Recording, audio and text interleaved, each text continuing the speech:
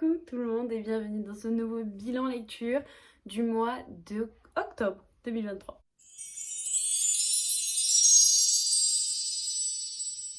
Ça a été un mois pauvre en lecture parce que j'ai été en vacances, j'ai pas du tout pu lire à part dans l'avion et je travaille en 35 heures, ce qui est peu habituel chez moi, donc du coup j'ai pas eu beaucoup le temps de lire, mais en tout cas j'ai eu des lectures. En tout cas, une lecture absolument incroyable. Si vous me suivez sur TikTok, vous savez de quoi je parle. Et voilà, mais ça va arriver, je vais vous montrer. Du coup, j'ai lu 4 livres. Donc, j'ai commencé le mois avec Destin cruel de Kylie Smith. C'était un service presse de la part de Bayard.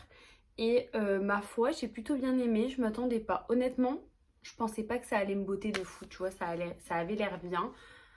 Mais finalement, c'était vraiment très agréable à lire. On s'ennuie pas, les pages tournent toutes seules. Mais pas le livre de l'année, quoi. Voilà. Moi, je pense que c'est une bonne lecture, très intéressante, très cool. Tu passes un bon moment, mais allez, tu passes à autre chose, quoi. Par contre, j'ai vraiment beaucoup aimé la protagoniste. Et c'est hyper spécial parce que, bon, d'habitude, j'aime la protagoniste féminine, mais j'aime voit un petit peu plus le protagoniste masculin en général.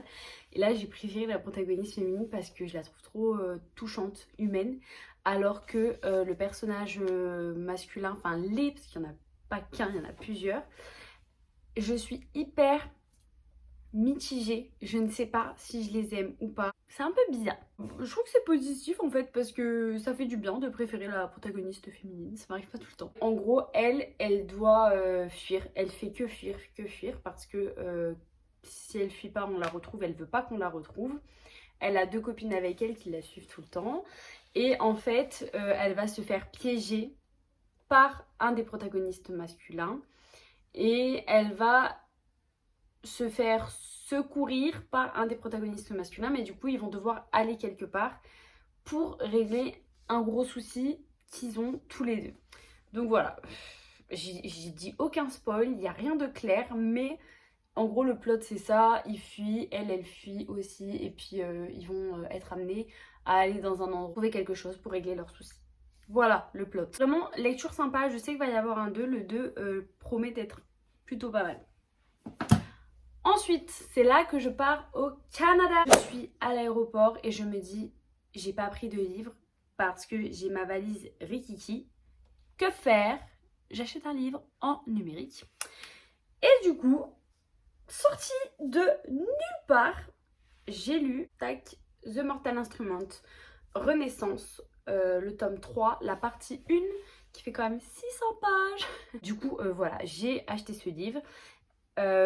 Parce que en fait The Mortal Instrument c'est une saga que j'adore depuis toujours et j'avoue que j'avais donc lâché à The Mortal Instrument Renaissance tome 2.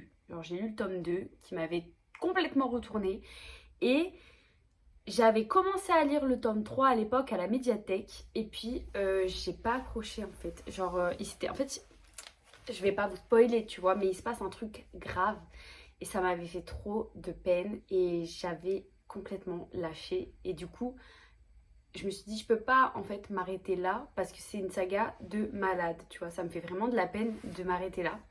Donc The Mortal Instrument c'est PKJ qui les publie et dans mon comment ils appellent ça déjà, dans le programme de PKJ là le dernier que j'ai eu j'avais un The Mortal Instrument. Et je me suis dit, vas-y, j'ai trop envie de reprendre. Du coup, j'ai demandé ce tome. Mais c'est le tome 2, enfin non, c'est le tome 3 bien après ça, quoi. Enfin, vous savez, The Mortal Instrument, c'est immense, c'est long et tout. Et du coup, bah là, j'ai encore plusieurs livres à lire avant de lire celui qui m'a envoyé. Mais en fait, je compte les lire parce que j'aime trop cet univers. Vraiment, c'est tellement bien fait. Je trouve que l'autrice, c'est Cassandra Clare. Elle est tellement dans son univers de fou malade. Enfin, ça a été adapté en série et tout, donc c'est un truc de fou, je trouve. Et quand j'aime trop y replonger, surtout en automne, je trouve que automne-hiver, c'est trop la période pour lire. Surtout les origines, là. Ceux-là, je vous en parle tout le temps, The Mortal Instrument origine. Parce qu'il y a les premiers... Alors, attendez. Lui, c'est celui que PKJ m'ont envoyé, donc c'est The Mortal Instrument, les dernières heures. et c'est le 3, donc les chaînes d'épines. Mais ici, il y a tout le descriptif. Donc moi, pour vous dire, j'ai lu les 6 premiers là. J'ai lu les 3 origines, qui sont pour moi les meilleurs et qui peuvent être lus sans les autres. Et j'ai lu The Mortal Instrument de Renaissance, donc le 1, le 2, le 3 partie 1, que j'ai lu ce mois-ci. Et il faudra que je lise le 3 partie 2. Et pour arriver à celui-là, j'ai encore 2 livres ici et 2 livres ici. Voilà, donc j'ai encore du chemin à faire, je le sais. Mais je veux le faire parce que j'aime trop en fait. Voilà, j'aime trop. Je suis trop attachée maintenant. Donc voilà. Au final, donc, le tome, je l'ai trouvé bien. Mais je le trouve très long en fait. Genre, il est immense et il se passe rien. Genre, tu te dis, mais c'est une blague ou quoi? Genre, en fait, il fait 600 pages. C'est une brique. Et puis, je vous jure qu'il se passe 3 jours. Il s'est passé 3 jours. Genre, en fait, il se passe trop de choses et pas assez de choses en même temps. Alors du coup, ça m'a fait trop du bien de retourner dans l'univers, mais en même temps, je me suis dit, c'est un peu bof quoi, tu vois. Genre, ça se voit que l'autrice, elle est à l'aise dans son monde, à l'aise dans sa saga. Elle sait que quoi qu'il arrive, elle les vend parce que les gens comme nous sont accros. Et du coup, elle profite, elle écrit à fond. Mais voilà quoi. Pourtant, c'est pas long à lire. Genre, c'est pas, t'es là en mode, bon, il se passe quoi là? Bon, c'est quand qu'il se passe quelque chose? Mais pas du tout, genre, pas du tout. T'es juste en train de kiffer ta lecture. Et à la fin, quand t'as fini, tu te dis, mais il s'est passé quoi en fait? C'est ça le truc. Et c'est super marrant. Mais du coup, moi, j'ai quand même kiffé. En fait, j'ai trop kiffé me replonger dedans. Mais par contre, le tome en lui-même, je trouve qu'il sert pas forcément à grand chose. Je trouve que, en fait, on dirait un tome introductif alors que c'est un tome 3, tu vois, genre, non, il n'y a pas de sens. Mais voilà, j'ai hâte, en fait, voilà, j'ai hâte de voir la suite. J'ai hâte de voir la suite. En fait, je veux trop le lire, mais bon, j'ai trop de service presse là en attente. D'ailleurs, je vous ai fait ma palle sur TikTok de service presse, là j'en ai 7 ou 8. Et je l'ai fait passer en priorité, bien sûr, avant mes livres, mes lectures perso. Et bon, lui, malheureusement, c'est un service presse. Mais il va devoir attendre quand même parce que je peux pas le lire sorti de nulle part. Donc voilà. Mais en tout cas, j'ai vraiment bien aimé. Je sais pas s'il y en a ici qui ont lu The Mortal Instrument un petit peu, ou si comment vous avez lâché, vous avez repris ou quoi. Mais en tout cas, moi je vous conseille de reprendre parce que si vous aviez aimé les premiers, tu vois, c'est toujours la même énergie en fait. C'est ça que je kiffe. Voilà. Et ensuite, mon bébé d'amour, le tome 3 de Once Upon a Broken Heart. Mon bébé d'amour. D'accord? J'ai tellement de choses à dire. Alors, bon déjà, c'est une des sagas coup de cœur de l'année, là, du siècle même. Je l'aime tellement, je pense que je la classe facilement dans mon top 3 all time, pour vous dire à quel point je l'aime.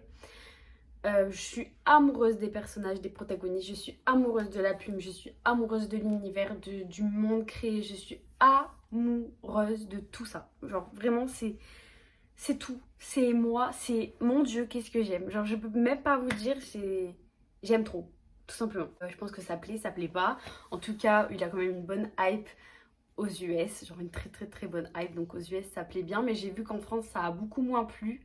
Mais je pense que c'est suite à la traduction parce que le protagoniste masculin, Jax, je trouve qu'il perd énormément de son charme quand il est traduit en français plutôt que quand il est en version originale. Genre vraiment j'ai lu le français, j'ai lu l'anglais, je trouve qu'il perd de son charme. Après ça reste lui, tu vois, mais voilà.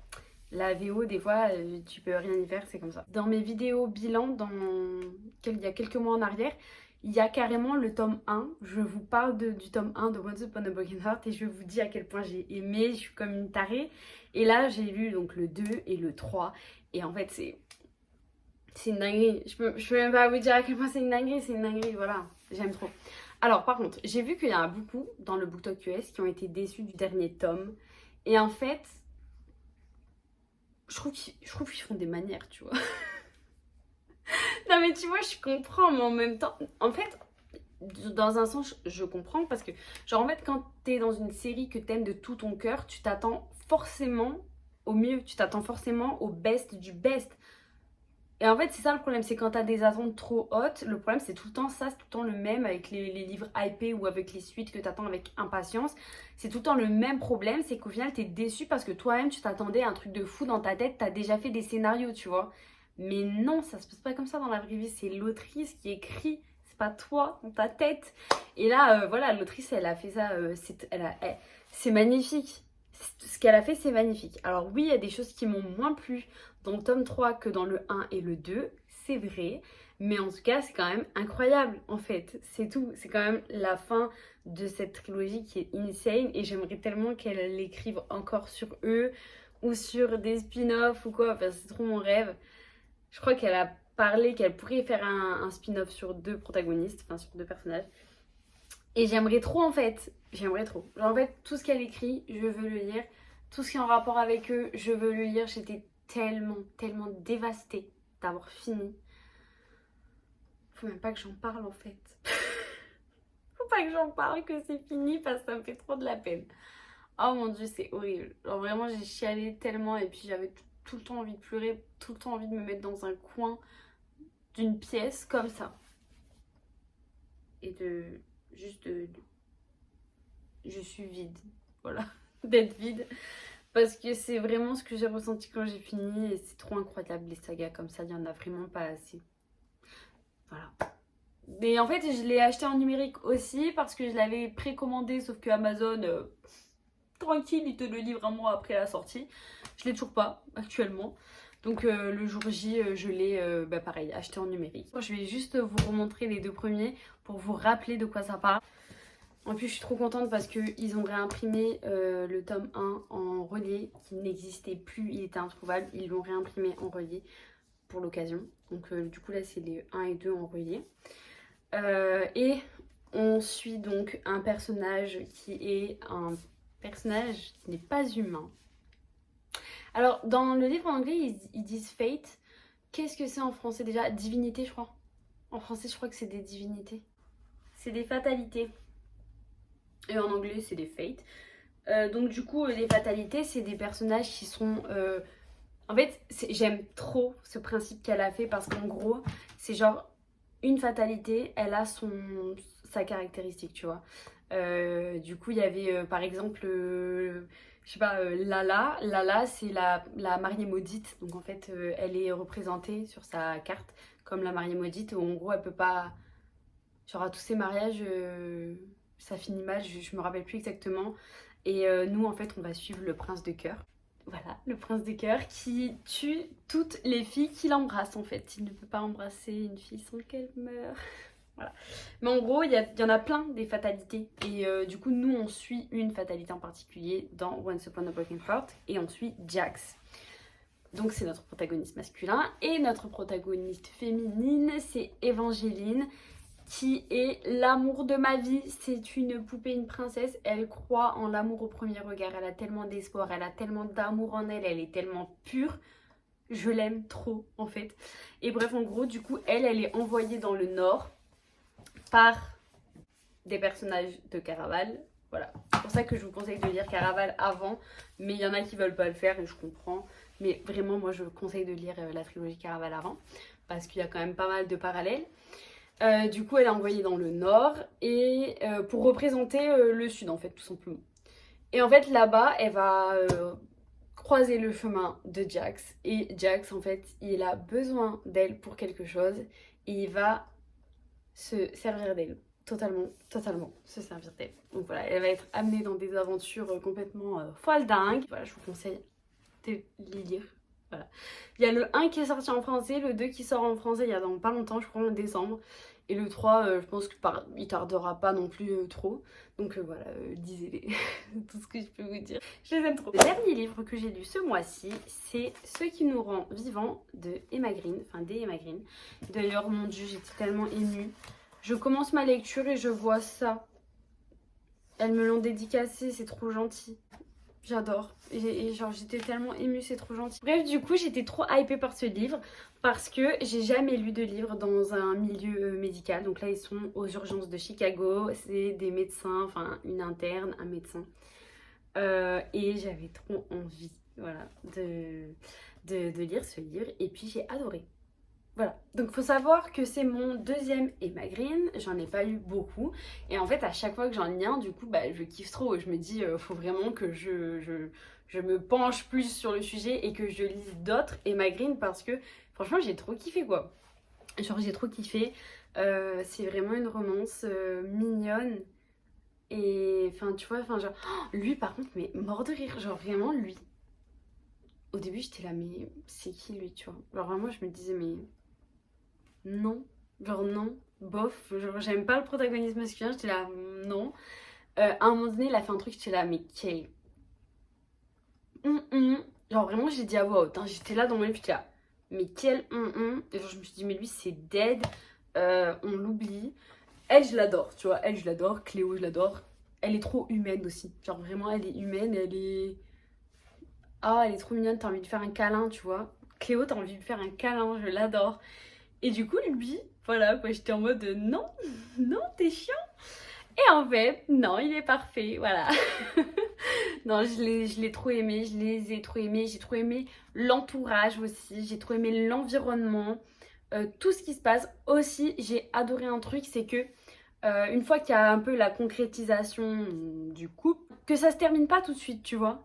Genre, après, il y a encore des moments passés alors que l'intrigue principale, elle est finie, on va dire. Et c'est ça, j'ai vraiment kiffé. J'ai vraiment kiffé. C'était trop agréable en fait à lire. C'était hyper cocooning. Voilà.